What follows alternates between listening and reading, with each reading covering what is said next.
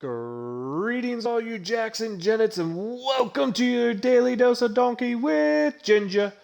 It's the boy Viking Donkey coming at you, all solo again to bring you a little more draft recap. We'll bring in some other people to bring in draft recaps next week. I'm not sure who I'm going to bring in, but we're going to bring in someone to help you. I think we did a really good job last week of covering the draft, the players, who it is.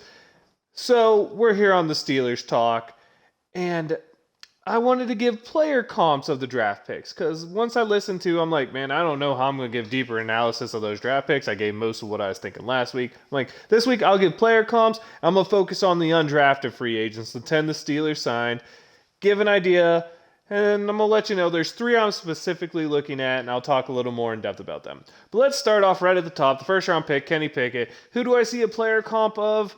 Might make people a little cringy here, but I'm going to tell you he's a guy who was a borderline top 10 quarterback his whole playing career.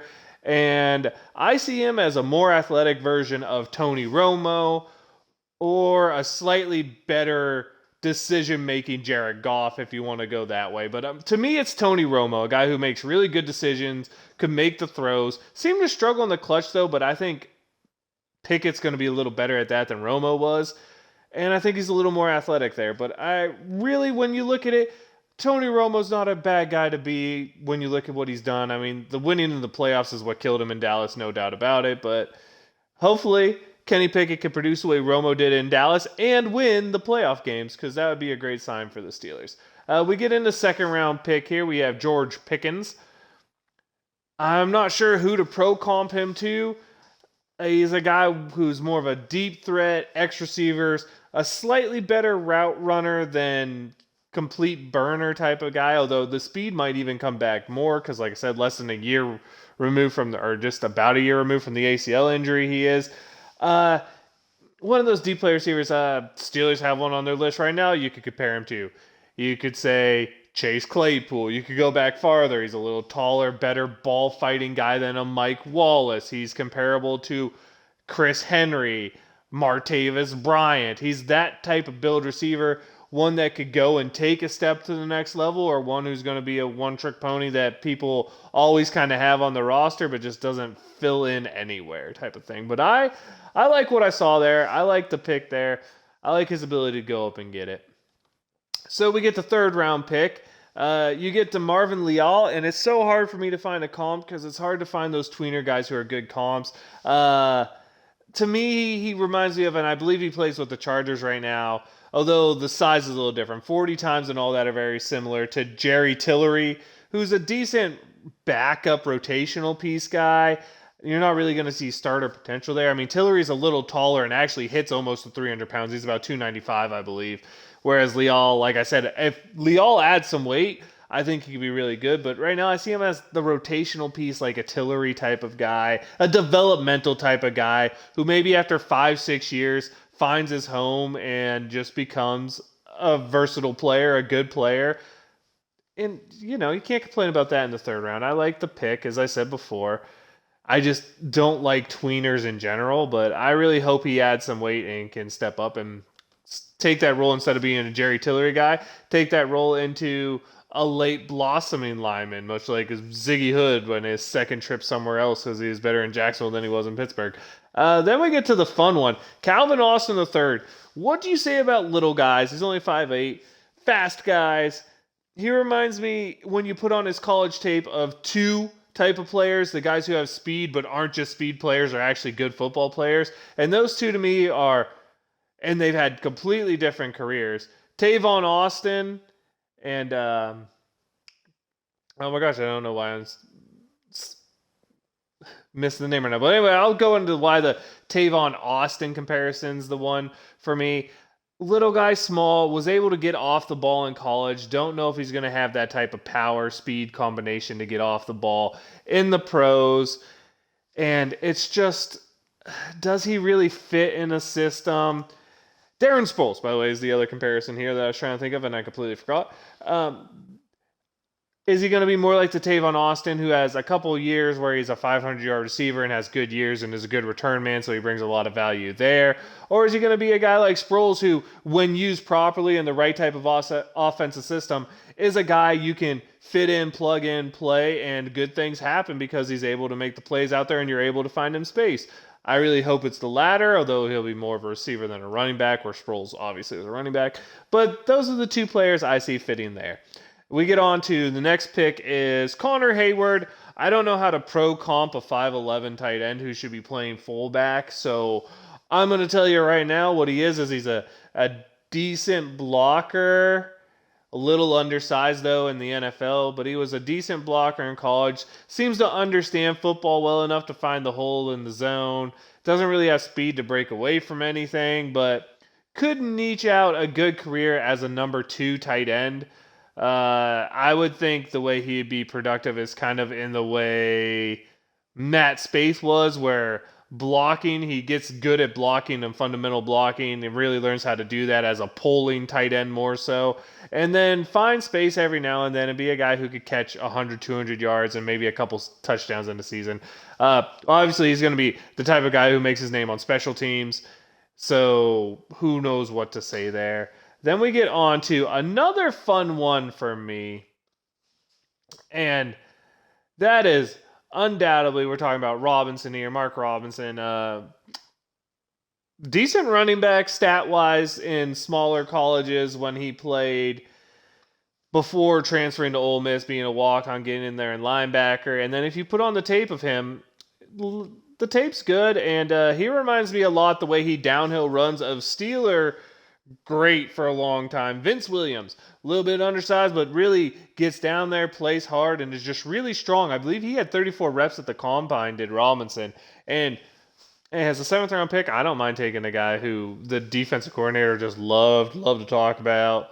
Or not defensive coordinator, excuse me, special defensive assistant for the Steelers, Brian Flores.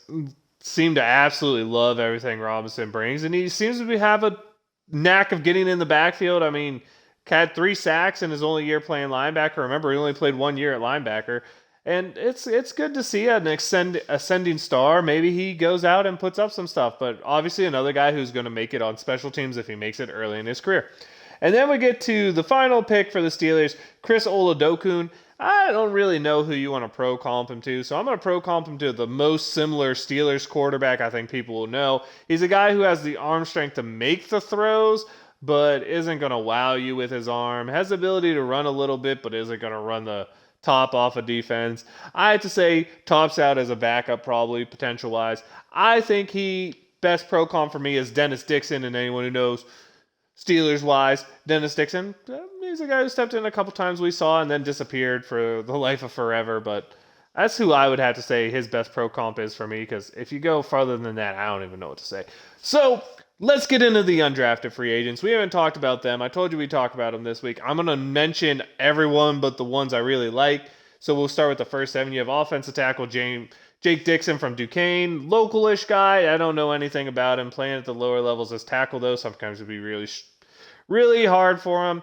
I hope nothing but the best, obviously. We get to defensive lineman Donovan Jeter from Michigan. I actually know a little bit about because he's heavily recruited by Pitt back in the day. A guy who has good frame, good size, but never really not super great measurables and definitely not super great stats or tape when you put it out there.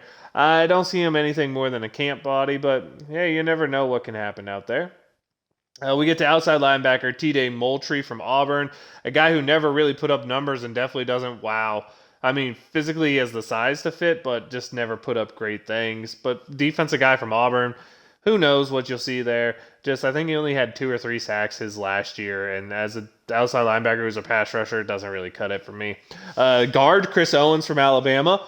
The only thing I'm going to say about this is anytime you're an offensive lineman playing at Alabama, there's something there. So, I don't know, could he be the next J.C. Hassenauer, but at guard instead of center? But quite possibly, a guy who fits on the team and is a good backup. You got cornerback Chris Steele out of South Carolina, USC, the University of South Carolina, Southern California. Why am I calling him the wrong one there? Sorry about that. Anyone listening, go ahead and put that on the Whoopsies from the Viking Donkey. But yeah, Chris Steele. I hope he makes the team purely because Steele should be a Steeler. I hope that Steele becomes a steal as a late round undrafted free agent guy. And we'll see what happens there. Next, we had running back Jalen Warren out of Oklahoma State, a decently productive guy out there. And you never know with running backs, they're always a fun hit or miss type of deal. Then you have cornerback Bryce Watts out of UMass, who has good speed, is already the fastest corner on the team, runs a sub 4.4. But you put on the tape, it's a little nasty, and especially when he played bigger schools like Pitt, he just struggled being physical and struggled keeping up with the best guys out there, which for a guy at his speed, you'd like to see a little better when he plays that top line competition. Obviously, there's reasons these guys are undrafted, and obviously they're all really good football players to make an NFL team. But now I'm going to focus on the three guys I think are going to have the best chance to make this team. We're going to start with the outside linebacker, Tyree Johnson out of Texas A&M, a guy who got better and better every year. In his last year, I believe he had 7 or 9 sacks, somewhere in that range. It was 8.5 sacks, 9 tackles for loss that he had. You put on his tape against the run, he gets run over. You put on his tape against the pass, he's got some decent ability to go after the quarterback. Very inconsistent, focuses more on physicality traits than good technique.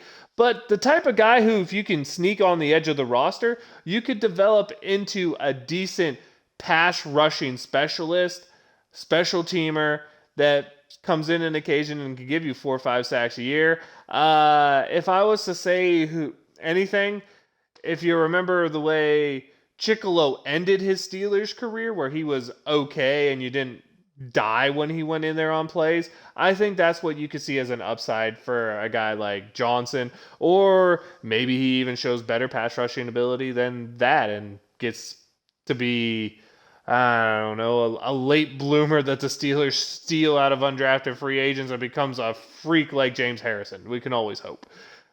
But that's who I want to start with. I'm going to go from the one, I guess I would say from the ones I'm least interested to the most interested of these three, but I like all three of them. Next, we'll go offense tackle, Jordan Tucker at North Carolina.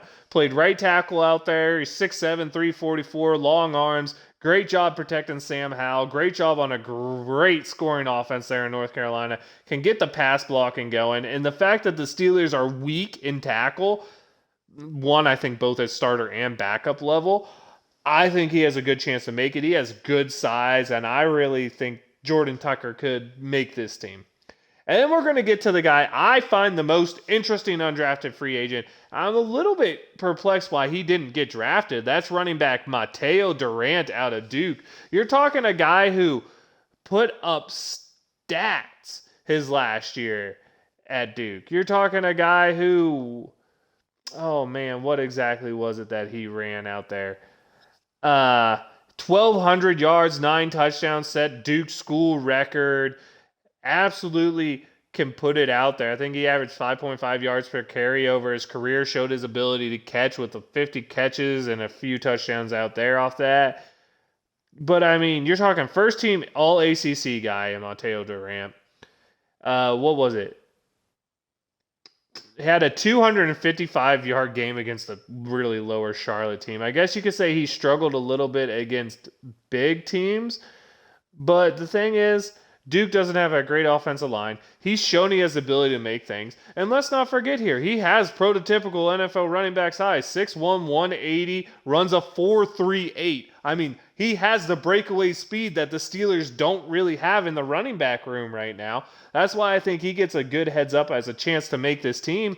And I really feel the potential is there for Durant to be the backup to Najee Harris and be the guy that takes some carries away and gives us that explosive punch out there. I'm not going to say a la Fast Willie Parker, but I hope so. You remember Willie was a little slender of a guy who was a little, not short, but, you know, decent height, little slender, fast. You see a lot of the same traits in Mateo Durant, and watch him just break away from people is nice to see. I really hope he makes it. I really have high hopes for him as the best of the undrafted free agent group, in my opinion. So there we go. We're going to end my draft recap of my personal things on that note because we've talked about all the draft picks. We talked about the undrafted rookies. I'll probably bring in someone to talk a little more about their take on it so you get a little different view than just mine. And who knows? Maybe we'll have a GM to discuss and figure out if this is a good fit, if he's going to be the Steelers' way, if he's going to be the Steelers' cycle of GMing, you do what you do it the Steelers way, you don't care what's the hot take in the NFL type of deal. I hope nothing but the best in the rounds of GM talks. And everyone, let me know if you have player comps out there for anyone who is drafted for the Steelers. Tell me if you think my player comps were crazy. Tell me what you think of the undrafted class. I mean, obviously, everyone wants to always fall in love with the underdog. Undrafted free agents are the ultimate underdog. Tell me who your favorite is, why you like them, and what you think the player comp for them is going to be. I'd love to hear out from Donk Nation and see what's going on. But it's about time for me to wrap it up. It's time for shoutouts. And Mother's Day just happened yesterday. And that's why I wasn't doing it on Sunday, Had to give my wife, mother of my kids, the special day that she deserved because, shout out to all mothers. And then we had to go pick up my mama from the airport, so shout out to my personal mama.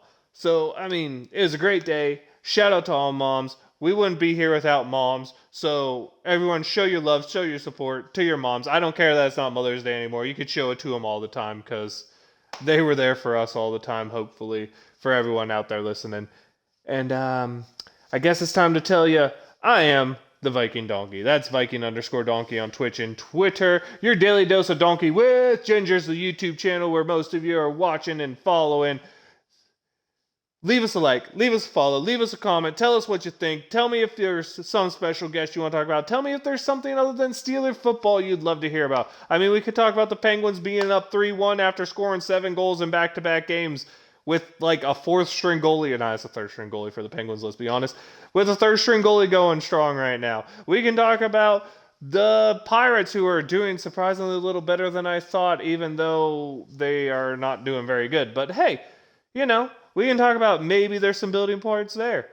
But thank y'all for listening. Donk Nation, Steeler Nation, love y'all. Wave them if you got them. Here we go.